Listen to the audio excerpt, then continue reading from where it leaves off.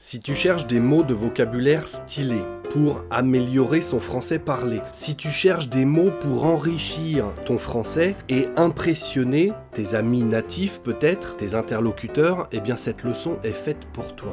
Les amis, bonjour et bienvenue dans ce nouvel épisode du Français by Alex, un épisode de vocabulaire, vous l'aurez compris, où j'ai 17 mots stylés à vous proposer pour bluffer vos interlocuteurs, pour les surprendre. L'idée m'est venue avec mes élèves, sur Skype ou sur Zoom. Parfois, ils me sortent des mots comme ça et je me dis, mais où est-ce que t'as appris ça ?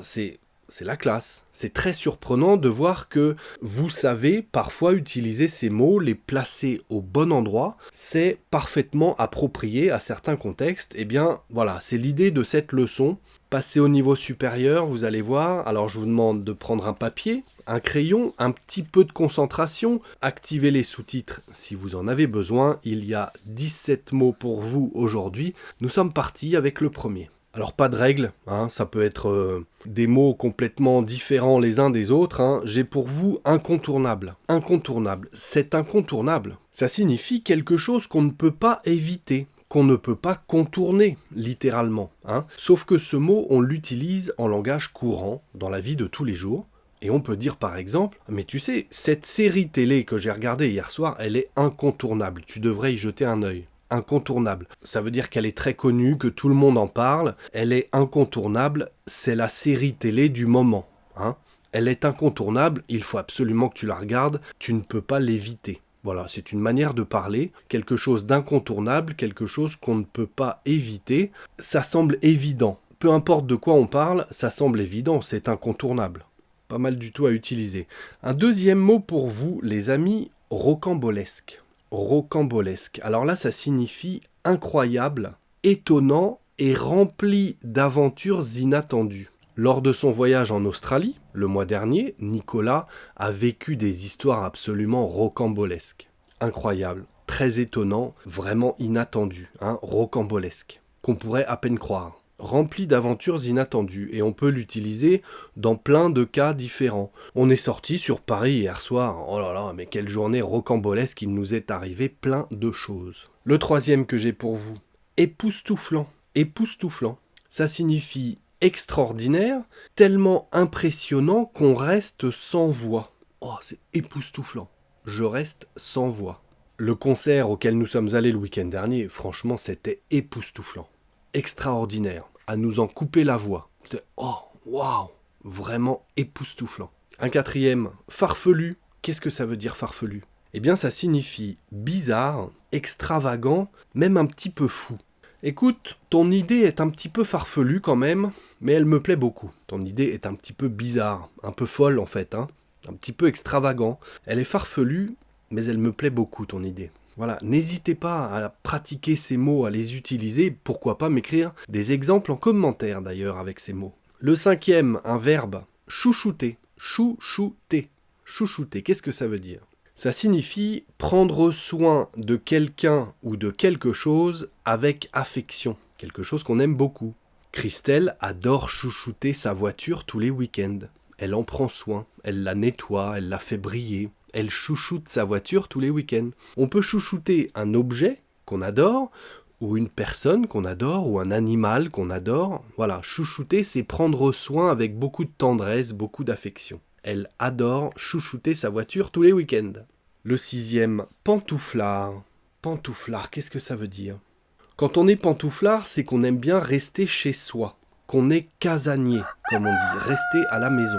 Une pantoufle, c'est un chausson, vous savez, pour tenir chaud aux pieds à la maison. Eh bien, être pantouflard, c'est en gros aimer porter ses chaussons, rester à la maison. Oui, alors Julien, lui, il est vraiment pantouflard. Il préfère regarder une série à la télé chez lui, plutôt que de sortir dans les bars le soir en ville. Il est plutôt pantouflard comme mec. Il préfère rester chez lui, à regarder les séries télé. Septième mot, dépaysant. Dépaysant, quelque chose qui dépayse, c'est quelque chose qui est dépaysant. Ça signifie qui donne l'impression d'être loin, loin du quotidien, loin de la routine par exemple. Quelque chose qui procure un certain dépaysement, c'est quelque chose différent du quotidien, quelque chose qui dépayse. Et ça ne veut pas forcément dire dans un autre pays. hein, c'est une expression. Dépaysant, peut-être littéralement, ça veut dire qu'on a l'impression de ne pas être dans notre pays, mais c'est surtout métaphorique dans le sens où ça nous change du quotidien, de notre vie quotidienne. Bon, là, en l'occurrence, le voyage au Japon était vraiment dépaysant, extraordinaire, complètement différent de notre routine quotidienne en France, si vous voulez. Mais on peut dire aussi d'un week-end à la campagne qu'il est extrêmement dépaysant par rapport à la vie en ville qu'on mène tous les jours. Vous voyez, dépaysant, c'est quelque chose qui déconnecte un petit peu la tête du quotidien. Et on l'emploie très souvent en langage courant, au quotidien, justement, donc n'hésitez pas, les amis. Le 8e, pittoresque. Qu'est-ce que ça signifie, pittoresque ? Quelque chose de pittoresque, c'est quelque chose de charmant, de typique, qui attire l'attention par son aspect original. C'est souvent utilisé pour décrire un paysage ou une ville, par exemple, un village. Regarde, ce petit village en haut de la colline est vraiment pittoresque. C'est adorable, c'est vraiment très joli, très mignon, très pittoresque. Atypique, on peut dire aussi, très original, pittoresque. Le 9e, c'est un verbe, flâner. Qu'est-ce que ça signifie, flâner ? Flâner, c'est se promener tranquillement, sans hâte, sans but précis. On se promène, on se balade, on flâne. J'adore flâner dans les rues de Paris, par exemple. J'adore flâner dans la forêt, dans la nature. N'hésitez pas à l'employer, celui-là. Flâner, il est mignon comme tout, ce petit mot. Si vous l'employez dans la bouche d'un non-natif, moi je trouve ça excellent. N'hésitez pas, les amis. Le 10e, éphémère. Qu'est-ce que ça signifie, éphémère ? Quelque chose d'éphémère, c'est quelque chose qui est de courte durée. Quelque chose qui ne dure pas longtemps. Le succès sur Internet peut être éphémère. C'est un succès parfois qui ne dure pas longtemps. Éphémère, c'est qui ne dure pas longtemps, d'accord ? C'est un succès de courte durée. Il est important à connaître ce mot parce qu'il est très précis. Si vous l'employez, encore une fois, chapeau, bravo les amis. 11e mot, insolite. Insolite. Insolite, ça signifie inhabituel, surprenant, qui étonne, qui surprend, hein. Écoute, ce restaurant hier soir à Paris propose vraiment des plats insolites. Je te le recommande vivement. Qui sortent de l'ordinaire, hein, des plats relativement extraordinaires justement, complètement insolites. J'avais jamais vu de plats comme ça servis dans un restaurant. Alors, un comportement peut être insolite, une chose, une personne, une émotion, enfin voilà, on peut l'employer dans différents cas. Insolite. Le 12e, impeccable. Franchement, impeccable. Parfait, ça signifie parfait, sans défaut, impeccable. Sauf que c'est aussi une expression qu'on emploie pour dire super, merci, bravo, impeccable, c'est top, c'est parfait, impeccable. Écoute, ta présentation tout à l'heure devant le jury, c'était impeccable, bravo à toi. C'était parfait, impeccable. Je vous dis, c'est aussi une sorte d'interjection, hein, pour dire ok, super, parfait, impeccable, merci.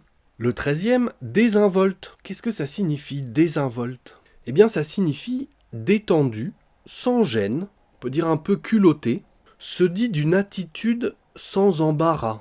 Hein, c'est vraiment quelqu'un de désinvolte, c'est quelqu'un d'un peu culotté qui n'a aucune gêne finalement. L'attitude désinvolte de Christian agace parfois ses collègues au bureau, hein, je dois dire. Son attitude désinvolte agace ses collègues. Il est sans gêne, culotté, un peu trop.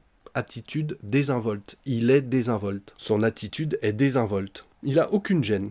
14e, excentrique. Excentrique. Ça signifie hors norme, très original. Littéralement, excentrique, ça veut dire à l'extérieur du centre. Bien, quelqu'un d'excentrique, c'est quelqu'un qui n'est pas comme les autres. On peut dire ça comme ça. Dans le sens comportemental, bien sûr. Ce chanteur, par exemple, il est vraiment excentrique au niveau de ses vêtements, des couleurs très vives, un style très excentrique. Voilà, c'est qui change vraiment de l'ordinaire, finalement. Il est très excentrique, pas du tout courant, finalement. Peu ordinaire, c'est le cas de le dire, très peu ordinaire. Un 15e, saugrenu. Saugrenu. Saugrenu, ça veut dire bizarre, inattendu, voire un peu ridicule. Saugrenu. Écoute, ton excuse pour arriver en retard ce matin est quand même un petit peu saugrenue, un peu bizarre, un peu inattendue, un peu surprenante. J'ai un peu de mal à y croire. Elle est un peu saugrenue, ton excuse, là, quand même. N'hésitez pas à les employer, ces mots-là. Écrivez des exemples, encore une fois. Hein. J'ai ensuite improbable. Improbable, qui est peu probable, évidemment. surprenant, auquel on ne s'attend pas.